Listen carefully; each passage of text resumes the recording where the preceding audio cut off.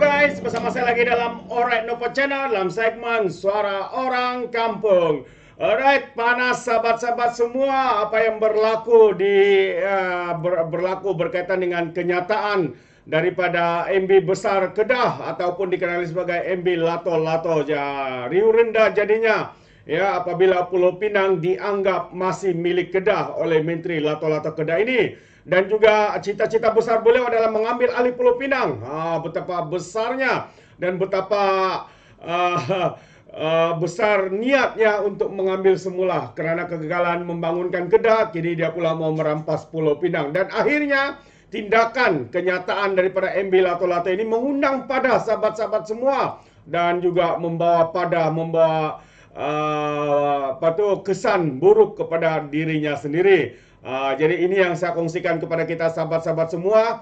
Kerana apabila hari ini Datuk Seri Anwar Ibrahim memberikan kenyataan berkaitan dengan isu ini, ya, jadi menarik untuk saya kongsikan bersama dengan kita. Jadi sebelum itu jangan lupa untuk support Alright Nopo Channel dengan cara tekan butang subscribe, like dan share. Mari kita ikuti berita gempa hari ini. Kata Datuk Seri Anwar, terserah kepada peguam negara ambil tindakan ke atas Sanusi.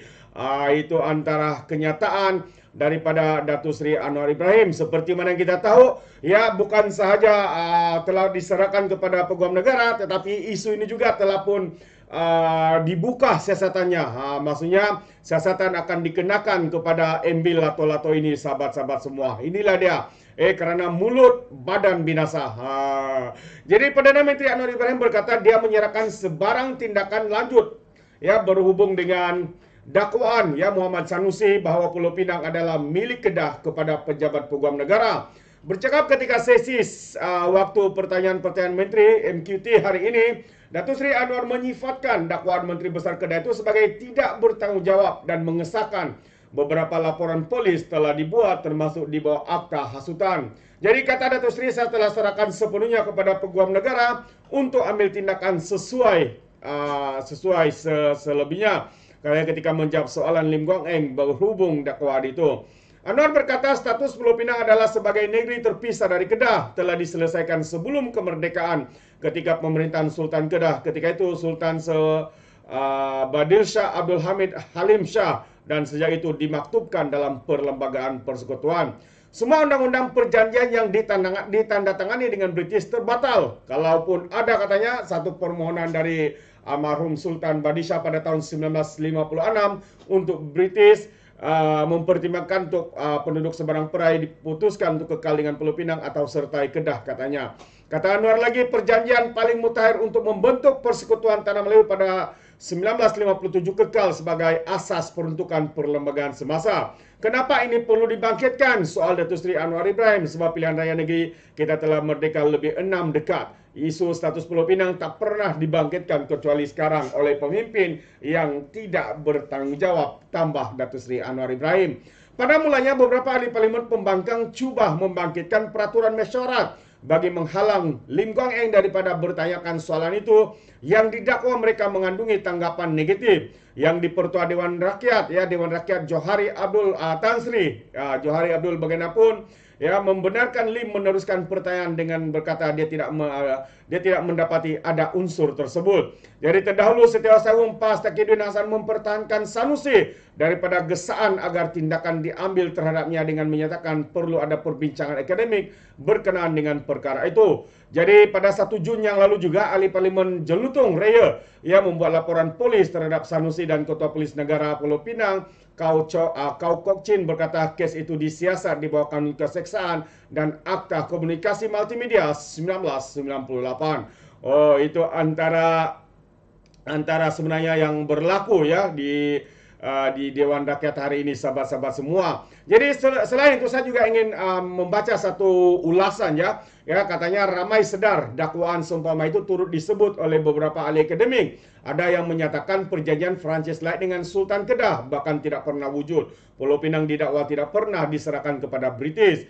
Barang diingat, ya, kenyataan seorang ahli akademik dengan seorang menteri besar akan memberi kesan yang sangat berbeza. Apa yang tidak dijelaskan ialah sepanjang era penjajahan ada beribu-ribu perjanjian hitam putih dibuat. ketika kuasa barat menetapkan fokus utama mereka ke timur termasuk ke rantau Asia Tenggara adalah untuk mencari keuntungan ekonomi. Maka tidak sepanjang masa mereka memilih berperang. Dalam banyak keadaan, penjajah juga cuba menawan wilayah-wilayah dengan kertas perjanjian. Strategi yang sama juga digunakan British ketika mau menawan kawasan dari kaum Bumiputera, kaum pribumi di benua Amerika. Jadi pihak penjajah sedar betapa di dalam peperangan yang terkorban bukan saja kaum pribumi, ramai juga turut mati ialah askar-askar mereka. Lantas peperangan selalu menjadi pilihan terakhir. Di Asia Tenggara, strategi sebegitu bukan saja berlaku di antara Kedah dan Pulau Pinang, yakni antara Sultan Abdullah dengan Francis Light pada penghujung abad ke-18. Ya, berbagai bentuk perjanjian juga wujud, misalnya ada yang pernah dilalui dalam kerajaan Yogyakarta, Banten dan juga Surakarta. Ketiga daerah berkenaan sehingga kini dianggap sebagai daerah istimewa atau dalam bahasa tempatan disebut suap raja. Artinya daerah-daerah itu di waktu penjajahan Belanda tetap menjalankan pemerintahan sendiri yang bersultan tanpa campur tangan kuasa asing.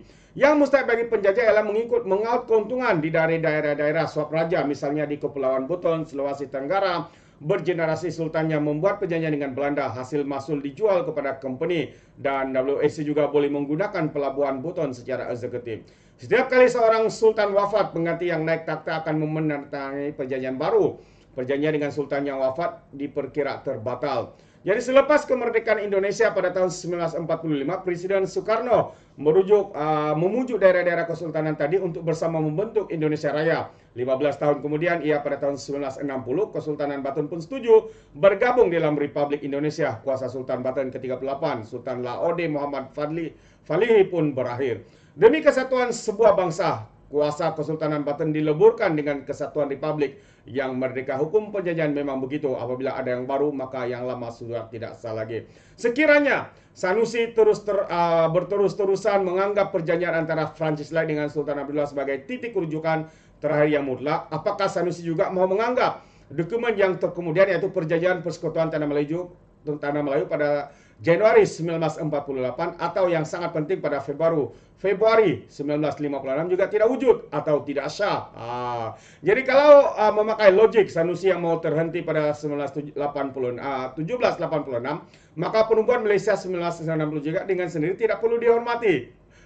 Sebegitulah logiknya Sabah. Dan kalau sungguh begitu katanya, maka kesannya bakal seperti bom atom bila konsep negara yang bernama Malaysia ini juga akan hancur berderai dan juga runtuh. Jadi disinilah mudarat kata-kata seorang menteri besar ketimbang seorang ahli akademik. Lebih mendukacitakan andai ucapan Sanusi hanya bermain dengan sentimen kaum dan kenegerian sempit demi memancing sokongan orang Kedah agar menyokong Sanusi dan mengundi PAS dalam PRN nanti. Politik sebegitu secara sedar atau tidak bakal meretakkan perpaduan kebangsaan kita. Kelak akan ada segelintir orang Kedah mula memperlegikan Pulau Pinang dan ada orang Pulau Pinang yang naik darah serta geram terhadap Kedah. Apabila rakyat kedua-dua negeri berbalas sama sendiri, agaknya barulah Sanusi berpuas hati. Tetapi apakah polemik yang dicetuskan Sanusi dapat membantu Kedah untuk menjadi lebih maju dan makmur? Tidak, bukan, kata penganalisis ini. Sesiapapun boleh faham politik kenegerian sempit mainan Sanusi berakar daripada sentimen kaum dan kebencian warna kulit. Sanusi hanya ingin membayangkan Pulau Pinang itu Cina yang ditadbir di EP. Maka Kedah yang Melayu wajib mengambil alih semula. Kedah dianggap Melayu atas ukuran kini ditadbir oleh Parti Ultra Melayu Islam iaitu PAS. Demikian mesej yang tersirat ya. Kalau dicermati ia sama sahaja dengan hela politik Perdana Menteri keempat Mahathir Mohamad dahulu yang selalu mengungkit-ungkit dan mencari pasal dengan Singapura. Di mata Mahathir, Singapura perlu dilawan kerana Singapura Cina dan Malaysia perlu menjadi superior kerana Malaysia Melayu. Berpuluh tahun ada orang Melayu yang termakan dan terperangkap dengan fahaman Mahathirism. Walaupun di dalam dada mereka berkobar-kobar api, tapi api itu hanya membakar diri mereka sendiri. Tidak menguntungkan bangsa dan juga negara. Ia lebih banyak mudarat dari faedahnya.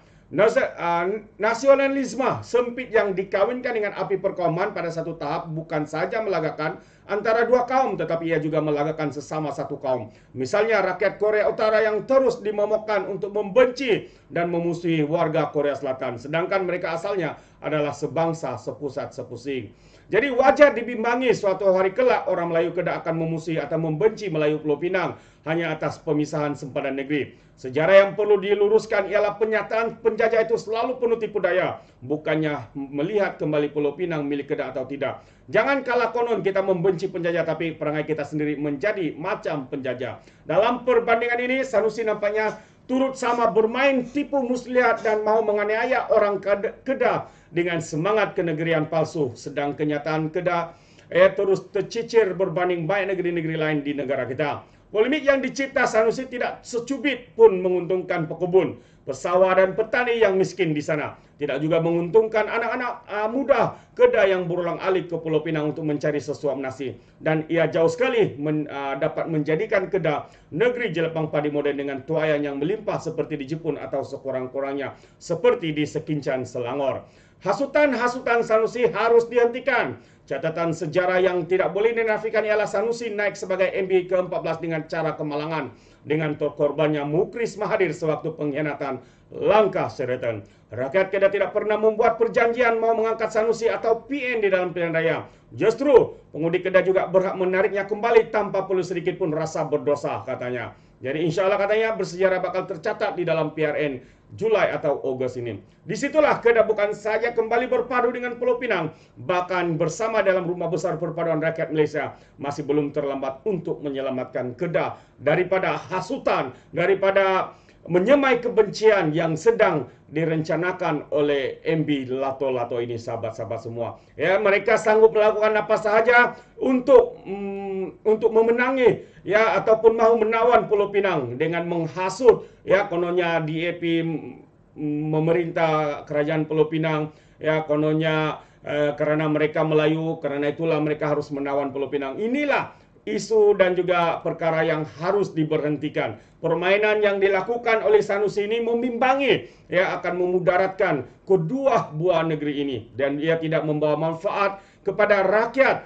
ya yang begitu sukar ya, kepada pekebun, pesawah, nelayan dan mereka-mereka juga yang lain. Jadi sahabat semua, ini adalah sedikit ulasan ya daripada penulis lirik, seorang penulis lirik yang bernama Hasmi Hashim, sahabat-sahabat semua, juga lebih dikenali sebagai Budi Hikayat. Dan sebentar tadi sebelum itu adalah kenyataan daripada Datuk Seri Anwar Ibrahim di dalam Dewan Rakyat. Jadi jelas sahabat semua, ini adalah mainan politik terdesak, politik sempit, memainkan isu bangsa dan agama yang sedang digunakan oleh pemimpin-pemimpin daripada PAS dan juga MB Lato-Lato ini. Bagaimana pula dengan pandangan Anda?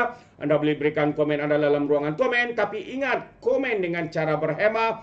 Jangan menjadi seperti Walan Walontit, lebay-lebay, geng sapu bersih, dan juga geng takut Anwar. Apabila mereka memberikan komen penuh dengan hasutan, kebencian, dan juga fitnah melampau. Sepertinya mereka menggunakan otak di lutut, bukan otak di kepala. Itu dia. Jadi sekian saja, izinkan saya untuk mengundurkan diri. Dan seperti biasa, peribahasa mengatakan, tak apa pun tangkap 2 tahun keinginan. Dalam bahasa Melayunya, tepuk dadah, tanya selera. Sekian saja daripada Alright Nampak Channel. Sehingga kita berjumpa lagi di dalam info dan update yang seterusnya. Sekian. Bye-bye.